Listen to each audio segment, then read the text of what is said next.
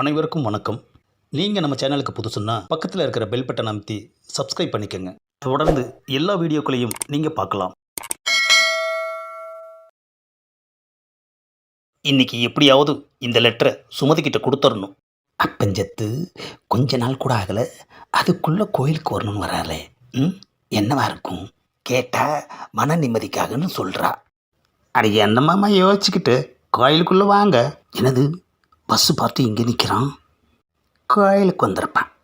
என்னங்க, உங்ககிட்ட கொஞ்சம் பேசணும். என்னது, பதில் பேசாமல் சைலண்ட்டாக நிற்கிறா? யாரும் இல்லை, லெட்டரை கொடுத்துட வேண்டியது தான். அக்கா, அம்மா கூப்பிட்றாங்க. அடடா, தம்பி வந்து கூட்டிகிட்டு போயிட்டானே, லெட்டர் கொடுக்க முடியாமல் போயிடுச்சு.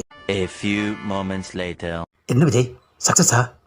இல்லைடா, லெட்டர் கொடுக்குறப்போ அவளோட தம்பி வந்துட்டான். தம்பி தானடா, லெட்டர் கொடுத்துருக்க வேண்டியது தானே. ஏன் கம்பின்றதுக்கா?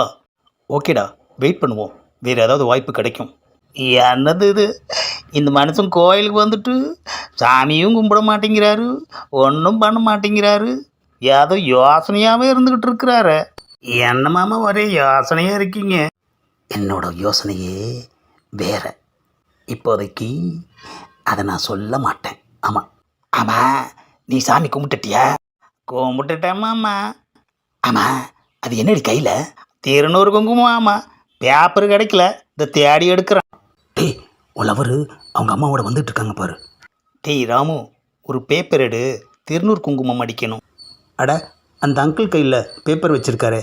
அங்கிள், குங்குமம் அடிக்க பேப்பர் கேட்டாங்க எங்கள் அக்கா, தர்றீங்களா?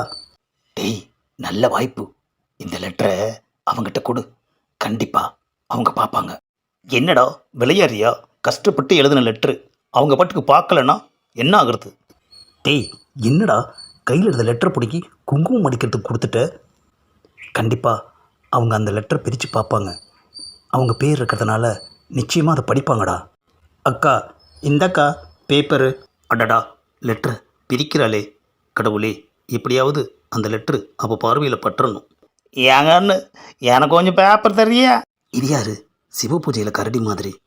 ஓ, தர்றனே. அது ரொம்ப நல்ல அம்னி, ரெண்டாக கழிச்சு நமக்கு பாதி கொடுத்துருச்சே. என்னது, லெட்ரு ரெண்டாயிடுச்சு? அதில் பாதி லெட்ரு பாதி ஒயிட் பேப்பர் இருக்கே. சுமதிக்கிட்ட எது போச்சுன்னு தெரியலையே. டேய், நான் ஒரு ஐடியா பண்ணுறேன். லெட்டரு அவங்கக்கிட்ட போச்சா இல்லையான்னு இப்போ கண்டுபிடிக்கிறேன். A few moments later. டேய், உன் ஆளுக்கிட்ட திருநூறு கேட்டேன், பிரித்து காட்டினாங்க, பார்த்தா ஃபுல்லாக ஒயிட்டாக இருக்குடா. என்னது, திருநூறு குங்குமத்தை நமக்கு பூசை கொடுக்கவே இல்லையே. கேட்போம். ஏண்டி, எனக்கெல்லாம் திருநூறு குங்குமம் கொடுக்க மாட்டியா? அட, அது வந்து மாமா, வந்து மாமா. என்னடி வந்து மாமா வண்டு மாமான்னு சொல்லிக்கிட்டு காட்டு. அட, வீட்டில் போய் கொடுக்கலான் இருந்தேன். ஏண்டி, கோயிலுக்கு வந்துட்டு திருநூறு குங்குமத்தை வீட்டுக்கு எடுத்துகிட்டு போய் தான் பூசுவாங்களா? ஏன் இவ இப்படி பண்ணுறா? ஆஹா, என்னது, இவ திருநூறு மடிச்சிருக்க பேப்பரில் அன்புள்ள சுமதிக்குன்னு லெட்டர் எழுதியிருக்கு. ஆஹா, நாம் நினச்சது சரிதான். இந்த லெட்டரு இவகிட்ட எப்படி வந்திருக்கும்? அப்போது நான் எழுதின மேட்ரு யாருக்கு போயிருக்கும்? அம்மா, அட ஏமாம்மா திருநூறு பூசை சொன்னால் என்ன அறையிறீங்க? ஏண்டி, கட்டுன புருஷன் நான் குத்துக்கல் மாதிரி இருக்கிறப்பவே நீ எவனையோ டாவடிக்கிறியா? எனது, நான் டாவடிக்கிறேனா? வர வர உங்களுக்கு சந்தேகம் அதிகமாகிடுச்சு மாமா. எனது சந்தேகப்படுறேனா? இந்த பேப்பரை பாருடி, இதை முழுசா படி. ஐயோ மாமா, இது நான் திருநூறு மடிக்கிறதுக்கு வாங்கின பேப்பர் மாமா. அந்த பேப்பரில் எப்படி உன் பேர் போட்டு ஒருத்தன் லெட்டர் எழுதியிருப்பான்? அதான் மாமா, எனக்கும் தெரியல. வண்டியில் ஏறு, வீட்டுக்கு போய் கச்சேரியை வச்சுக்கிறேன். Later. ஆஹா, வளைச்சி வளைச்சி லெட்டரை எழுதிட்டு பேரை மட்டும் கட் பண்ணிட்டான் ஐயா. கண்டிப்பாக அவனோட பேர் என்னன்னு நம்ம பொண்டாட்டிக்கு தெரியும். கேட்டுட்டா போச்சு.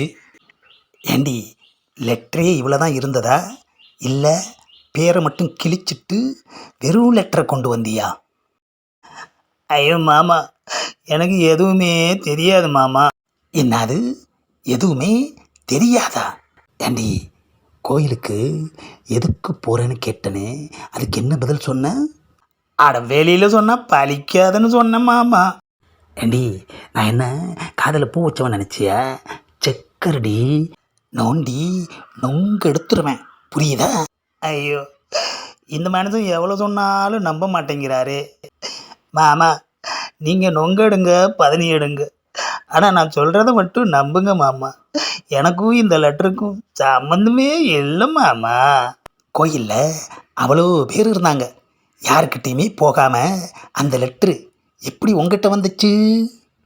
அது அந்த கடவுளுக்கு தான் மாமா வெளிச்சம். அவன் யாருங்கிறத கூடிய சீக்கிரமே கண்டுபிடிச்சி உனக்கு ஒரு முடிவு கட்டுறண்டி. ஐயோ கடவுளே, இது என்ன சோதனை? ஏற்கனவே சந்தேகம், இப்போ ஐயோ. The next day. Madam book. ஆமாம், என்ன இது? வேர்ல்டு புக்கு சர்க்குலேஷன் மாமா. எதுக்கடி இந்த சர்க்குலேஷன்? அட, எனக்கு புக்கு படிக்கிற வழக்கம் இருக்குன்றது உங்களுக்கு தெரியும் இல்லை? ஓஹோ, நீங்கள் வேலைக்கு போயிட்டா எனக்கு போர் அடிக்கும் மாமா. நீங்கள் வேலைக்கு போனதுக்கப்புறம் புக்கு தான் என்னோடய பெஸ்ட்டு ஃப்ரெண்டு மாமா. டேய், இனிமே வெளியே நின்று தான் புக்கு கொடுக்கணும், புரியுதா? ஏன், இது ஆம்பளை இல்லாத வீடு. அப்போ நீங்கள் அடிங்கொய்யால. ஆமாம், அந்த புக்கெல்லாம் என்கிட்ட கொடு. எதுக்கு மாமா? இனிமே உனக்கு எது வந்தாலும் நான் செக் பண்ணி தாண்டி கொடுப்பேன். ஆமாம். A few moments later. புத்தகத்தை நல்லா பார்த்துட்டேன், உள்ள எதுவும் இல்லை. இந்தா.